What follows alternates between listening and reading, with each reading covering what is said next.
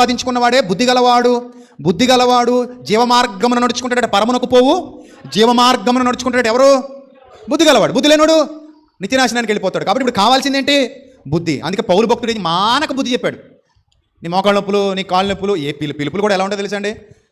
వంకాయలు, టమాటాలు, బీరకాయలు అన్నట్టు మోకాళ్ళ నొప్పులు, నడుము నొప్పులు, తలకాయ పోట్లు కనబడి ఆడవు కదా, ఇవి కనబడి ఆడవు కదా. థైరాయిడ్ లేవండి లేవండి లేవండి చూడండి, అక్కడక్కడ బస్ స్టాండ్లో ప్రైవేట్ బస్సులు పెట్టాపురం పెట్టాపురం పెట్టాపురం పెట్టాపురం అంటారు చూడండి.